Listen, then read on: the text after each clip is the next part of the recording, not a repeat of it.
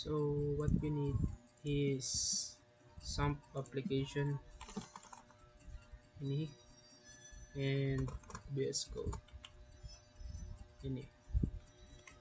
So kung naka-install ka na ng SAMP,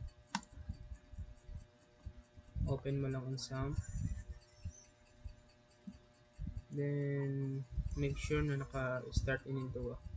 So pagka-install mo sa naka-ano pa na siya, naka-stop error na. So you need to start both of them, then click the admin button. When click mo yun na siya, mag-open ang PHP na admin.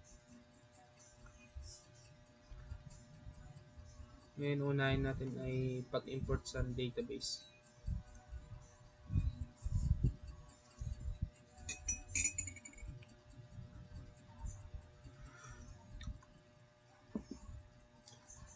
Okay. So after mo makapunta dito sa PHP my admin, makreate ka sa bago na database. So yung bago na database, dapat kapangalan niya yung database na ginhatag ko sa inyo. Like, since meron ako dito, di ano na ako ng try na ako ng iba na database.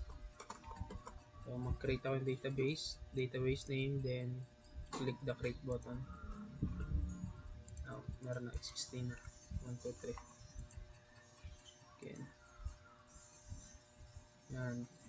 Once na nakakreate ka na sa database, punta ka dito sa imports. Click mo yung import. Then, dito sa choose file, hanapin mo ito na database like this one. Then, click open.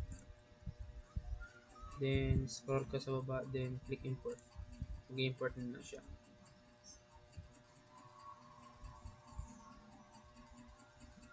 Yan. Pag kita natin ang test na database, adin ang mga columns, pati ang sulod sa unang initial na sulod. Then, pag abot naman sa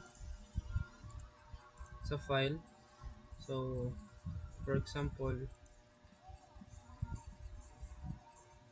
adin ang file ko. Sample, backup. So, backup. Where's my backup folder? So, for example, pag naka-install ka ng SAMP, usually, ang i-allocation ay dito sa may C drive, tapos SAMP. Tapos, once naging click mo na ang SAMP, hanapin mo ang htdocs. Tapos, didi mo i-copy ang file.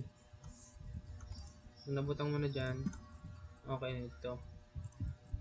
Then, para ma-access mo siya, open ka sa Chrome, Google Chrome. Then, type mo lang localhost. Then, pangalan sa folder. So, CLMS.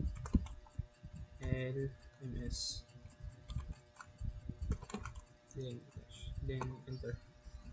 Malabas na yun. So, ini, kung ano ang pangalan sa folder, amo man dapat ang pangalan sa dito. Kung ang ginhatag ko sa inyo na file name ay CLRMS, dapat erog sa na ang ibubutang mo na file name. So, since nang naka-save sa ako na file name ay erog sa ni, so amo dapat ang search ko.